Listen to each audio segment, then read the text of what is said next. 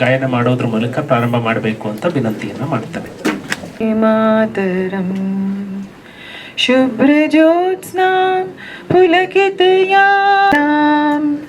ಮಲಯಜ ಶೀತಲಾಂ.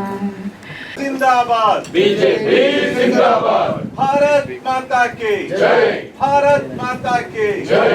जिंदाबाद जिंदाबाद बीजेपी जिंदाबाद. जिंदाबाद जिंदाबाद बीजेपी जिंदाबाद. वंदे मातरम वंदे मातरम.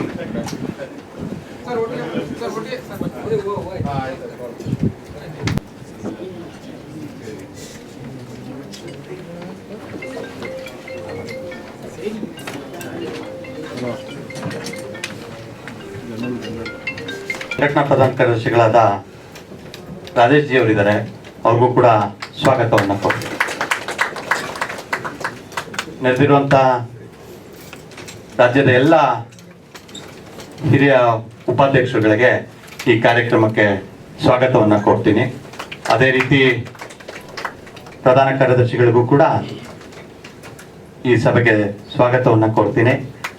ಕಾರ್ಯದರ್ಶಿಗಳು ಅದೇ ರೀತಿ ಪದಾಧಿಕಾರಿಗಳ ನೇಮಕಗೊಂಡು ನೂತನ ಪದಾಧಿಕಾರಿಗಳ ಸಭೆಯ ಅಧ್ಯಕ್ಷತೆಯನ್ನು ವಹಿಸಿರುವಂಥ ನಮ್ಮೆಲ್ಲರ ನಾಯಕರಾದಂಥ ಕೋರ್ತಾ ಮಾಧ್ಯಮದ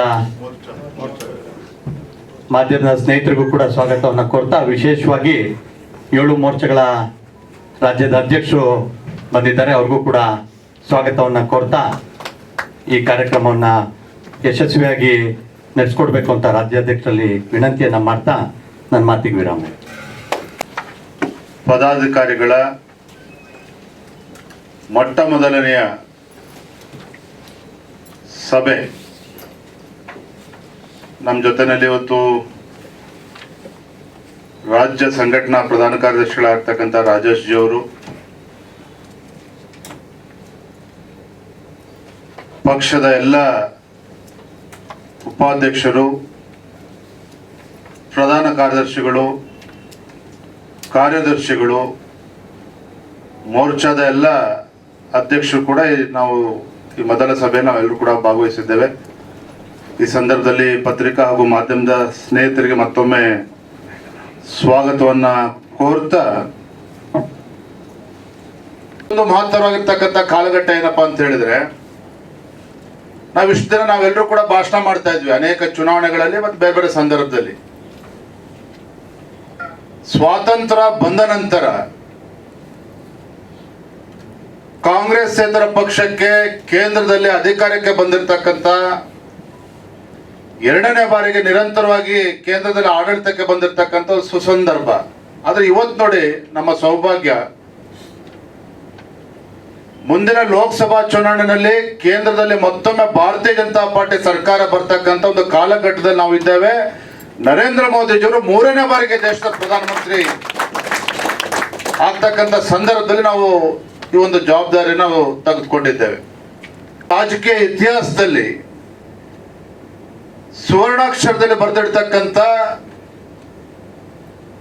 ಒಂದು ಫಲಿತಾಂಶ ಮುಂದೆ ಲೋಕಸಭಾ ಚುನಾವಣೆಯಲ್ಲಿ ಏನು ಬರೋದಿದೆ. ಇಂಥ ಸಂದರ್ಭ ನಾವು ಪಕ್ಷದ ಒಂದು ಹೊಣೆಗಾರಿಕೆಯನ್ನ ನಾವು ತೆಗೆದುಕೊಂಡಿದ್ದೇವೆ. ನಮ್ಮ ಮುಂದೆ ಇರ್ತಕ್ಕಂಥ ದೊಡ್ಡ ಗುರಿ, ಕರ್ನಾಟಕ ರಾಜ್ಯದಲ್ಲಿ 28ಕ್ಕೆ 28 ಲೋಕಸಭಾ ಕ್ಷೇತ್ರಗಳನ್ನ ಭಾರತೀಯ ಜನತಾ ಪಾರ್ಟಿ ಮತ್ತು JDS ಪಕ್ಷ ಒಂದಾಗಿ ಚುನಾವಣೆಯನ್ನು ಎದುರಿಸುವುದರ ಮೂಲಕ ಎಲ್ಲ 28 ಕ್ಷೇತ್ರಗಳಲ್ಲೂ ಕೂಡ ಬಿಜೆಪಿ ಗೆಲ್ಲಬೇಕು, ಬಿಜೆಪಿ JDS ಗೆಲ್ಲಬೇಕು. ವಿಟಿ ನ್ಯೂಸ್ ಸಾಮಾಜಿಕ ಬದಲಾವಣೆಗಾಗಿ. ಇನ್ನಷ್ಟು ಸುದ್ದಿಗಳಿಗಾಗಿ ನಿಮ್ಮ ವಿಟಿ ನ್ಯೂಸ್ ಅನ್ನು ಲೈಕ್, ಶೇರ್, ಸಬ್ಸ್ಕ್ರೈಬ್ ಮಾಡೋದು ಮರಿಬೇಡಿ.